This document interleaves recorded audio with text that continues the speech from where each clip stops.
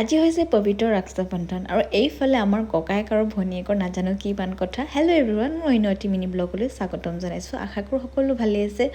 আৰু যিহেতু ৰক্ষা বন্ধন হয় সেইকাৰণে পৰ্বটোতো পালিব লাগিবই, আৰু যিহেতু পাহি 3 মাহৰ পৰা এই পৰ্বটো পাইছে আৰু আজি চাওঁতে তাইতো 3 বছৰ পাৰ হৈয়ে গ'ল, আৰু সেইকাৰণে এতিয়া আজি একদম পূৰা অকণমান জনা হৈছে। যিহেতু ৰাতিপুৱা শুই উঠিয়ে কৈ আছে মানে কোচক ৰাখি পিন্ধাব আৰু গা পা ধুই ধুনীয়াকৈ ওপৰলৈ আহিলোঁ।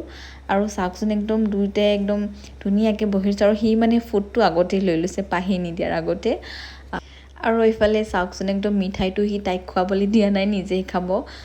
আৰু ৰাখিটো যিহেতু তাই ভালদৰে পিন্ধাবলৈ নাজানিব, সেইকাৰণে দীপাই অকণমান সহায় কৰি দিছে। আৰু এনেকৈ যেন সিহঁতৰ মৰমবোৰ ভালদৰে থাকে ডাঙৰ হোৱালৈকে। আৰু চাওকচোন সি একদম গিফ্ট দিবলৈ একদম পিছে গৈছে আৰু কৈছে সন্ধিয়া হেনো গিফ্ট আনি দিব। আৰু দুয়োটাই এইফালে গেম খেলি আছিলে আৰু গেম চোৱাত ব্যস্ত হৈ গৈছে, আৰু আমিও বহি লৈছোঁ চাহ খাবলৈ। আৰু এয়া দীপাও তাইৰ নিয়মটো পালিছে, আৰু এইফালে দাদাকো তাই ৰাখি পিন্ধালে, আৰু এইফালে আহিলে লাবুক পিন্ধাবলৈ, আৰু লাবুৱে তাইক জোকাই আছিলে।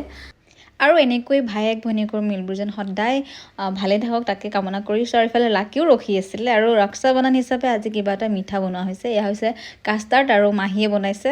ঠাণ্ডা হ'বৰ কাৰণে ফ্ৰিজত অকণমান সময় থৈ দিছে, আৰু আজিলৈ আহিছোঁ দেই।